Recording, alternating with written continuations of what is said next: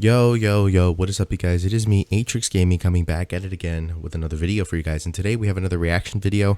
Today we're going to be reacting to the new preseason changes for 2023 and the new champion roadmap. I just got the notification from League of Legends and I'm here to react to it. And I'm excited to see what League has planned for 2023 and season 13. I believe we're on season 13, right? Yeah, I can't believe it's been 13 seasons. All right, then let's check out what they got in store for us, and we'll be doing a live reaction. So here we go. Hey everyone, I'm Ryan Reeve Morales, lead producer of Gameplay on League. Okay. You might remember me from all those champion roadmaps, but today, for reasons I can't even fathom, they put me in front of a camera again to talk about all of League this time. So buckle up as I dive into some of the champions we have in development. After that, I'm going to pass the metaphorical mic over to Riot Froxon, who is going to talk to you about the recent durability update, as well as our plans for preseason. The durability update was pretty bad. It really screwed up the whole meta. So before we get into the new champions coming up this year, let's take a quick look back at the champions we've released in 2022 so far. First, we had the speedy ADC Zeri. Then the girl boss Renata Glass. After that, the Void Empress herself, Bel'Veth. And then most recently, the joyful Neela. Now that the 7 Cs. And just around the corner, we have the Udyr VGU, complete with a dad bod worthy of the Freljordian gods. Udyr's development has been a long journey, especially since he's been the first VGU that we've done that's had an ultimate skin. We appreciate you all being patient with us on this one, and hopefully the wait has been worth it. I think it is. I definitely think it is. All right, Midscope updates. So in addition to the new champions we've released this year, we've also been shipping a lot of Midscope updates to various champions, including Janna, Ahri, Swain, Taliyah, Olaf, and recently Sivir. Because we slowed down the release of new champions, we've had a bit more time to ship smaller updates to champions on the roster that have fallen behind the pack. So the goal of Midscope updates isn't to reimagine a champion's visuals, theme, or gameplay. That's reserved for VGUs. Instead, we want to freshen up the champions that aren't living up to the expectations of the players who love them. We try to strengthen their fantasy even more, rather than reinvent it. So for Swain, we pushed his fantasy of an unkillable frontline mage to the max. Unkillable, bro. And for He's Ahri, so broken. we focus on her fantasy of a mobile mage, rather than the assassin she had become. We saw really great responses to these projects, as well as healthy play rate spikes after their release. Given all of this, we want to keep pursuing Midscope updates. Okay. And we already have a few champions we're exploring, including Neeko and Syndra. Oh, new champions, guys. New champions coming to the league. So now let's talk about some projects I've been super excited to share with you. So later this year, we have a new top lane tank hailing from Shurima, who I briefly mentioned in the last champion roadmap. This new champion will introduce a part of Shurima that we haven't explored yet. New the city tank of Nezuma. Now, Azuma is an oasis city-state in the southern outskirts of the desert, and unlike the rest of Shurima, they don't bow to Azir.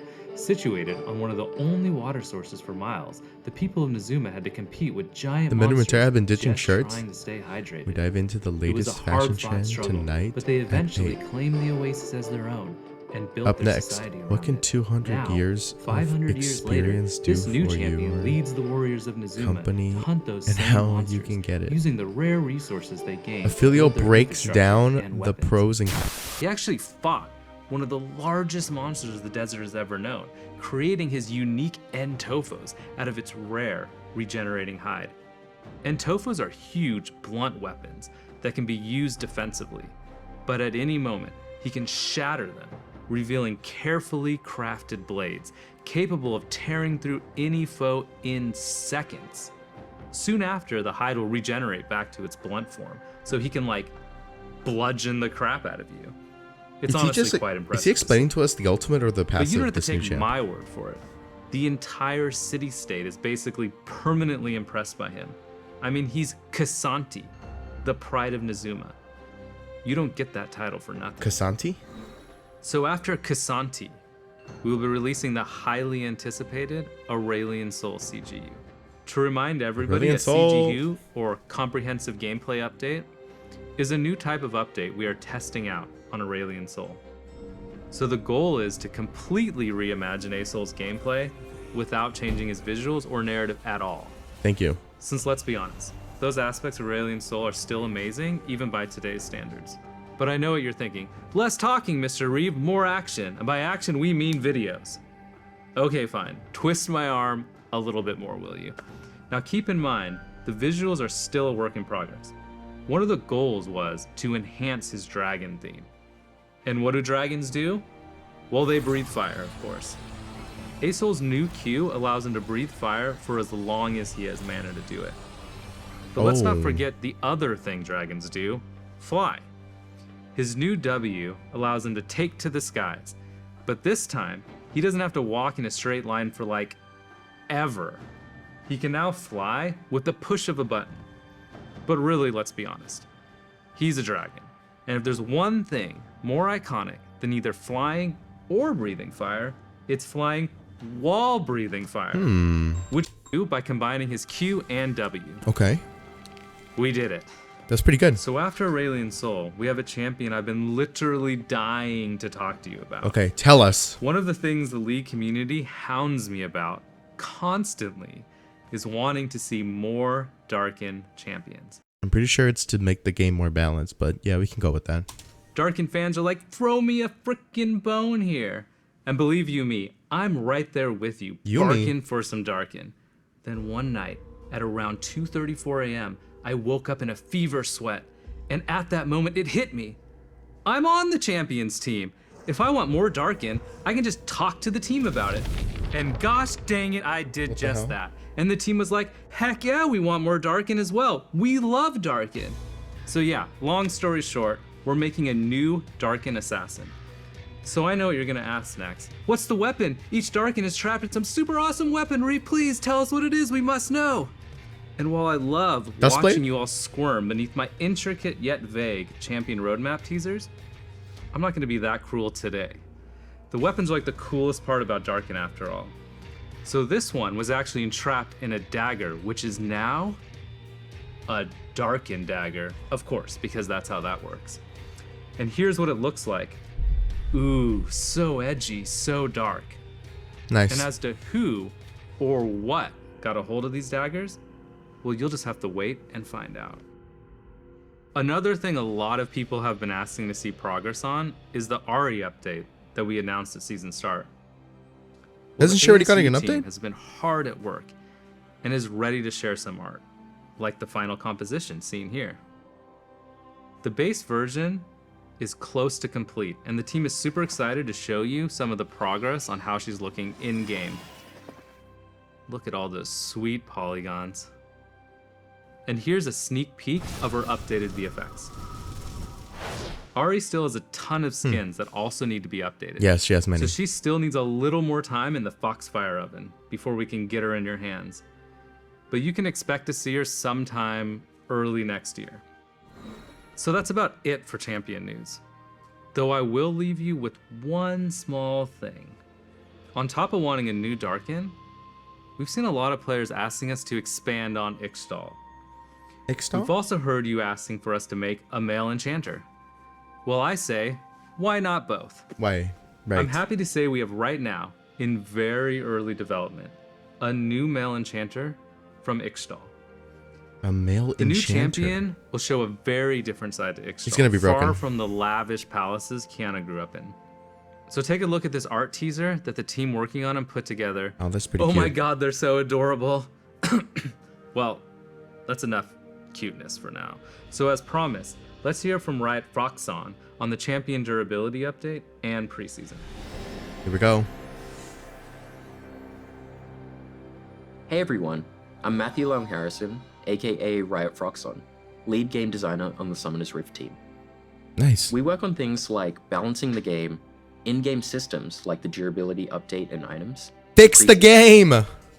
I've got a few things to cover today. Listen, my man, if they have a gun behind that camera, tell me right now. Give me a sign. Okay? I know you guys want to balance this game. I know that they're not letting you balance this game. I know they aren't. So let's jump right into it. A few patches ago, we launched the Champion Durability Update. Our goal was to increase the durability and reduce the damage and healing of every champion in League. Okay. We've been closely monitoring the results, and after some targeted adjustments, we're really happy with where the update landed. We're not happy. A lot of you have mentioned how much you like the update, and that it feels good to have fights last longer with more chances for skill expression. Fights like And we're glad that it helped make League feel fresher. That said, we don't have plans to make changes of this size outside of preseason in the future, unless it's really necessary. What we don't want is for huge changes like this to disrupt League's competitive integrity, especially in the middle of the season. Speaking of which, that is true. They did let's drop talk it in the about middle our of the season. plans for preseason.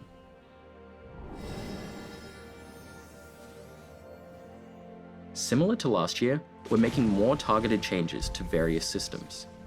Our multi-year goal is to bring everything in League up to modern standards before doing updates on the scale of Runes Reforged, Elemental Rift, or the item update again. Okay. So for this preseason, we're updating systems including communication and vision, making the jungle more exciting and accessible, and bringing back a familiar foe. What do you mean, make the jungle more accessible? I'm confused. I don't like what they're going to do to the jungle. Our communication system is showing its age, especially in comparison to some of our other games.